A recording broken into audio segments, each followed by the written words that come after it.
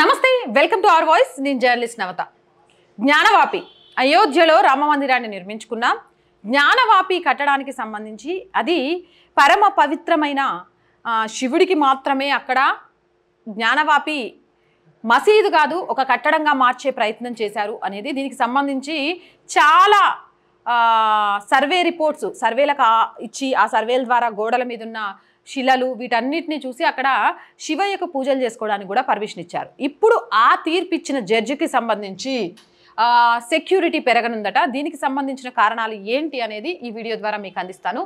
ఉత్తరప్రదేశ్ జ్ఞానవాపి కేసులో సర్వేకి ఆదేశించిన న్యాయమూర్తికి భద్రత పెరగనుంది. కారణం ఏంటి అనంటే బరేలీ జిల్లాలో అదనపు సెషన్స్ జడ్జి రవికుమార్ దివాకర్ భద్రతను పెంచనున్నారు. జూన్ 3న లక్నోలోని గోమతి నగర్ పోలీస్ స్టేషన్లో భోపాల్కి చెందిన అద్నాన్ ఖాన్ పై sub inspector Prabhakar Ojha FIR నమోదు చేశారు. జూన్ 14న అద్నాన్ ఖాన్ ను రిమాండ్ పై విచారించారు. అతని వద్ద నుంచి 2 మొబైల్ ఫోన్లు పెన్ డ్రైవ్ స్వాధీనం చేసుకున్నారు. ఈ విచారణ అనంతరం రవికుమార్ దివాకర్ హత్యకు కుట్ర జరుగుతోందని పోలీసులు తమ నివేదికలో పేర్కొన్నారు. ఇక భోపాల్కి చెందిన అద్నాన్ ఖాన్ అనే వ్యక్తిని పోలీసులు పట్టుకున్నారు. పోలీసులు పట్టుకున్నప్పుడు అతని దగ్గర నుంచి 2 మొబైల్ ఫోన్లు ఒక పెన్ డ్రైవ్ స్వాధీనం చేసుకొని వాటిని మొత్తం ఎంక్వైరీ చేసి దాని మొత్తం మీద విచారణ చేస్తే అర్థమైంది ఏంటంటే ఎవరైతే బరేలీ జిల్లా అదనపు సెషన్స్ జడ్జ్ రవికుమార్ దివాకర్ జ్ఞానవాపికి సంబంధించి అక్కడ సర్వే జరిపించాలి అని తీర్పునిచ్చారో ఆయన ప్రాణాలు తీయడానికి హత్య చేయడానికి కుట్ర జరుగుతుంది అన్నది పోలీసులు తమ నివేదికలో తెలిపారు. చూసారా, ఒక పక్క నుంచి అయోధ్యలో రామ మందిరాన్ని కట్టినందుకు నరేంద్ర మోదీ మీదే హత్యా ప్రయత్నం చేయడానికి ఐసిస్ ప్రయత్నం చేస్తోంది. ఇక్కడ జ్ఞానవాపికి సంబంధించి తీర్పిచ్చిన జడ్జి వీళ్ళ మతతత్వం వీళ్ళు రాక్షసుల కంటే ఘోరమైన వాళ్ళలాగా అనిపిస్తోంది. ఒక పక్క నుంచి సనాతన ధర్మాన్ని కాలరాసి మందిరాలను ఆక్రమించి మందిరాలను ఒక కట్టడాలుగా చేసి వాళ్ళు మసీదులు అంటారేమో కానీ నేను ఎప్పటికీ వాటిని మసీదులు అనను, అవి కట్టడాలు మాత్రమే. సనాతన ధర్మ ఆనవాళ్ళైన ఆలయాలను గూల్చి మీరు ఏది కట్టేస్తే అది మీ మత ప్రదేశము లేకపోతే అది మీ మతానికి సంబంధించింది అయిపోతుందా? ఇది ఎక్కడి న్యాయం? చట్టపరంగా మీలాగా రక్తపాతాన్ని కోరుకోలేదు, లేకపోతే మీలాగా ఒక అడిగేస్తే ఇది మాదే అంటే బగ్బోర్డ్ లాగా మొత్తం అప్పచెప్పేలాగా చేయలేదు. 500 ఏళ్ల పాటు పోరాడి ఆఖరికి మా రాములోరు పుట్టింది అయోధ్యలోనే అని చెప్పడానికి కోర్టు బోన్లో నిలబెట్టి చివరికి ధర్మం గెలుస్తుంది అనేలాగా తీసుకొచ్చి అయోధ్యలో రామ మందిరాన్ని కట్టాం. జ్ఞానవాపికి సంబంధించి ఇప్పటికీ అక్కడ గోడల మీద ఏమున్నాయి అనేది మీ కళ్ళకు కనబడట్లేదా?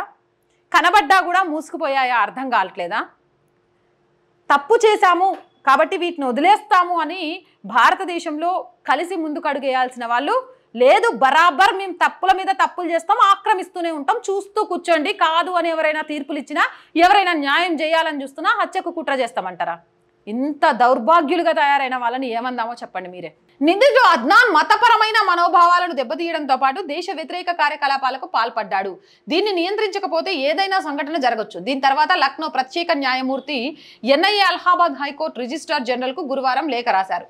రవికుమార్ దివాకర్ కు భద్రత పెంచాలని ఈ లేఖలో పేర్కొన్నారు. రవికుమార్ దివాకర్ గతంలో వారణాసిలో సీనియర్ డివిజనల్ సివిల్ జడ్జిగా విధులు నిర్వహించడం గమనార్హం. జ్ఞానవాపి కేసులో సర్వేకు ఆయన ఆదేశించారు. ఇది ఆయన చేసిన తప్పేంది? ఆయన ఎందుకు హత్య చేయాల్సి వస్తోంది అని అంటే ఆయన దేశద్రోహం చేయలేదు, ఆయన లేకపోతే ఎవరిని చంపేయలేదు, లేకపోతే ఏ కుటుంబానికి అన్యాయం చేయలేదు. ఆయన చేసింది ఏంటి అంటే జ్ఞానవాపి మందిరం కనబడుతోంది సాక్ష్యాలతో, కాబట్టి దాని మీద సర్వే చేయండి అని చెప్పడం ఆయన చేసిన పాపం ఈ మతోన్మాదులకు. 2022లో కూడా అతనికి బెదిరింపులు వచ్చాయి. ఇస్లామిక్ ఆజాద్ మూవ్మెంట్ తరపున అధ్యక్షుడు కాషిఫ్ అహ్మద్ సిద్దిక్కి లెటర్ ప్యాడ్ లో బెదిరింపు ఇచ్చిండ్రు. హిందూ న్యాయమూర్తి నుంచి ముస్లిం సరైన నిర్ణయాన్ని ఆశించడం లేదని లేఖలో రాశారు. విగ్రహారాధన చేసే న్యాయమూర్తి సరైన నిర్ణయం తీసుకోలేడు అని చెప్పిండ్రు. మనం విగ్రహారాధన, భగవంతుడు నిజంగా మన మనసులో ఉంటారు, మన ఇళ్లలో ఉంటారు. మరి గుడికి వెళ్ళి విగ్రహానికి దండం పెట్టి వస్తే ఏం జరుగుద్ది అనేది చాలా మందికి తెలియదేమో. నాకు తెలిసింది నేను చెప్తా చూడండి. ఆ విగ్రహానికి సంబంధించి ప్రాణ ప్రతిష్ఠ చేసే టైంలో లేదా ప్రతిష్ఠ చేసే సమయంలో వేద పండితులు వేద మంత్రోచ్చరణతోటి అక్కడ ఒక పాజిటివ్ వైబ్ వచ్చేలాగా చేస్తారు. మనం ఎన్ని తప్పులు చేసినా ఆఖరికి మన అంతరాత్మకైనా సరే నేను చేసింది రైటే అని బెదిరించవచ్చు. కానీ ఎప్పుడైతే అక్కడికి వెళ్ళి శిరస్సు వంచి దండం పెడతామో అప్పుడు మన అంతరాత్మ మనకు చెప్తుందట ఇందులో నువ్వు చేసింది తప్పు, బయట ప్రపంచానికి ఒప్పుకోకపోయినా ఈయన ముందు ఒప్పుకొని క్షమించు అని అడుగు అని. ఎవరి ముందు తగ్గని అహాన్ని ఆ భగవంతుడి ముందు తగ్గించుకొని చేసిన తప్పులను పశ్చాత్తాపపడడానికి ఒక అవకాశం అక్కడికి వెళ్ళి దండం పెట్టుకొని వస్తుంది. ఆ విషయాన్ని తెలవకుండా విగ్రహారాధనని, అసలు విగ్రహారాధన చేయడం వల్ల మీకు పాపుల్లాగా కనిపిస్తారు. మీరు ఎవరికి ఆరాధన చేస్తారు? ఈ మతతత్వ బోధన చేసే వాళ్ళని మాత్రమే నేను అడుగుతున్నా. మా మతం మాత్రమే గొప్పది, పరాయి మతం నాశనం అయిపోవాలి, దానికోసం పోరాడే వాళ్ళని చంపేయాలి అనే వాళ్ళను ఒక్కటే క్వశ్చన్, మీరు దేనికోసం ప్రయత్నం చేస్తారు? మీరు ఏ ఆరాధన కోసం చేస్తారు? కనిపించని ఆరాధన కోసం కనిపించే మనుషుల్ని చంపేయమని చెప్పడం ఆరాధన? దైవత్వమా? ఒకరిని చంపి రక్తపాతాన్ని సృష్టించి అందులో మనం పొందేది ఏంటి? మనకు లాభం ఏంటి? ఏం సంపాదించగలుగుతాం? ఒక్కసారి ఆలోచిస్తున్నారా?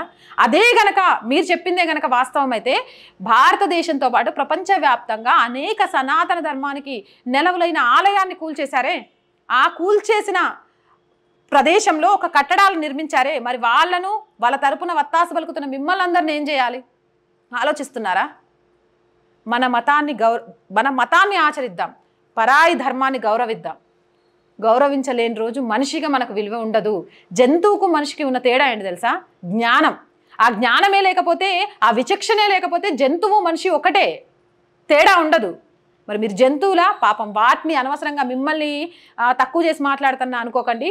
మీకంటే కూడా నీచులు వీళ్ళు. మీకు జ్ఞానం లేకపోయినా పులి కూడా ఆకలేస్తేనే వేటకెళ్తుందట. వీళ్ళకి ఆకలితో పని లేదు. ఇక్కడ ఉంది చూసిండ్రా ఒక మతతత్వ బుద్ధి. ఆ బుద్ధే వీళ్ళని రాక్షసుల్లాగా మార్చేస్తోంది. పైనుంచి ఒత్తిడి రావడంతో మసీదును దేవాలయంగా ప్రకటించారన్నారు. పైనుంచి ఒత్తిడి, పక్కన నుంచి ఒత్తిడి రాలేదు. బర్రాబర్ ఎవరైతే లేఖ రాసిండ్రో దమ్ముంటే అక్కడ వచ్చి చదువు. సనాతన ధర్మానికి సంబంధించి అక్కడ లిపిలో రాసున్నాయి. అక్కడ ఉన్న దేవతామూర్తుల బొమ్మలు. మీ దాంట్లో దేవతామూర్తులు విగ్రహారాధనే ఉండదు కదా, గోడలకు దేవతామూర్తులు ఎక్కడి నుంచి వచ్చాయి? అంటే మీరు కూడా లోపలికి పోయి ఓం నమ శివాయ, హరహర మహాదేవ, జై శ్రీరామ్ అంటారా?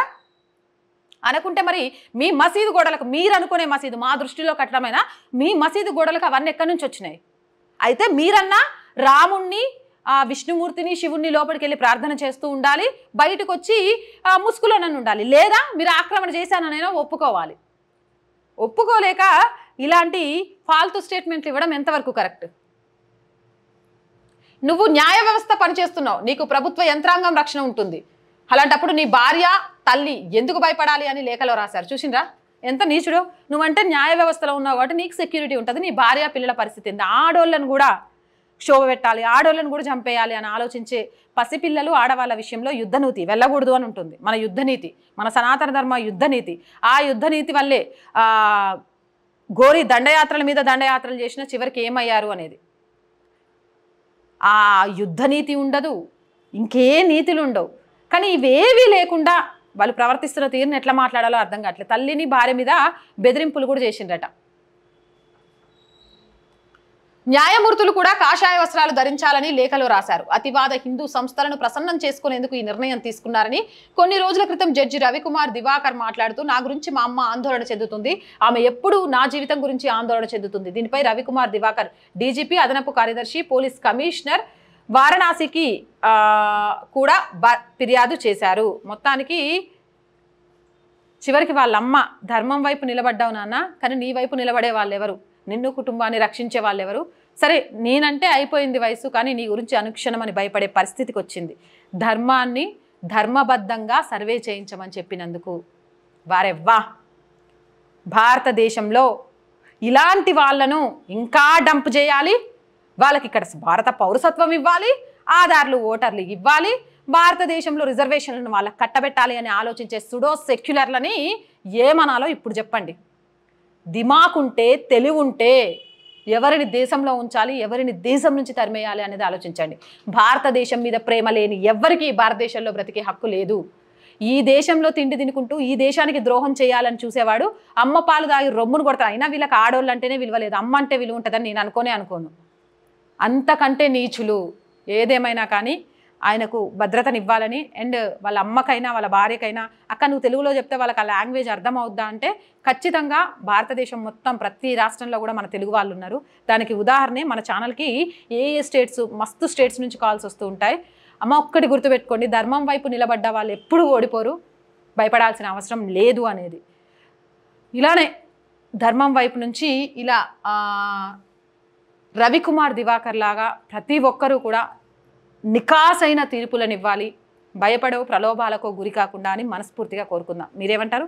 కామెంట్ సెక్షన్లో పెట్టేయండి. మోర్ వీడియోస్ కోసం మన ఛానల్ని వెంటనే సబ్స్క్రైబ్ చేయండి. వీడియోస్ చూస్తున్న చాలామంది సబ్స్క్రైబ్ చేసుకోవడం, లైక్ చేయడం మర్చిపోతున్నారు. మీరు ఎన్ని లైక్ చేస్తే మన ఛానల్ అంతా ముందుకెళ్తుంది అండ్ ఎంత సబ్స్క్రైబర్స్ పెరిగితే అంత బలంగా ఉంటుంది. సో ప్లీజ్ ప్రతి ఒక్కరూ సబ్స్క్రైబ్ చేయండి. మంచి విషయాల్ని మీకు అందిస్తున్నాను అనిపిస్తే మీ చుట్టుపక్కల మీ వాళ్ళందరితో కూడా సబ్స్క్రిప్షన్ చేయించండి అండ్ సపోర్ట్ కూడా చేయండి. దీని గురించి కొంత క్రిటిసైజ్ చేస్తూ కామెంట్స్ పెడుతున్నారు, అయినా నేను పట్టించుకోను. నేను చెప్పేది ఏంటి అంటే మన ఛానల్కి బ్రేక్ ఈవెన్ వచ్చే వరకు మాత్రమే మీ అందరి సహాయాన్ని నేను కోరుతున్నాను.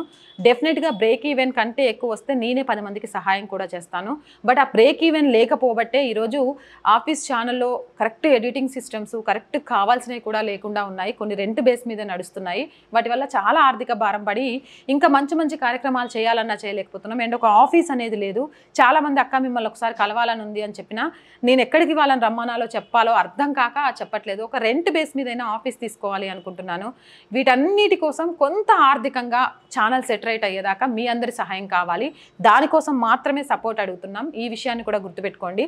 సపోర్ట్ చేయాలి అనుకునే వాళ్ళు ఎవరైనా సరే సబ్స్క్రిప్షన్ పక్కనే జాయిన్ అనే బటన్ కనిపిస్తుంది. 1 to 5 లెవెల్స్ ఉంటాయి. ఏదో ఒక లెవెల్లో సపోర్ట్ చేయండి. లేదా స్క్రీన్ మీద గూగుల్ పే, ఫోన్పేతో పాటు అకౌంట్ డీటెయిల్స్ ఉంటాయి. అలా అయినా సరే సపోర్ట్ చేయొచ్చు. బట్ మీరు సపోర్ట్ చేసే ప్రతి రూపాయి కూడా మన ఛానల్ డెవలప్మెంట్తో పాటు నిర్భయంగా నిజాల్ని చెప్పడంలో అడుగులు ముందుకేస్తుంది. మీ గొంతుకను ప్రభుత్వాలకు తెలియజేయడానికి వారధిగా నిలుస్తుంది అనే విషయాన్ని మీ అందరికీ మాటిస్తున్నాను.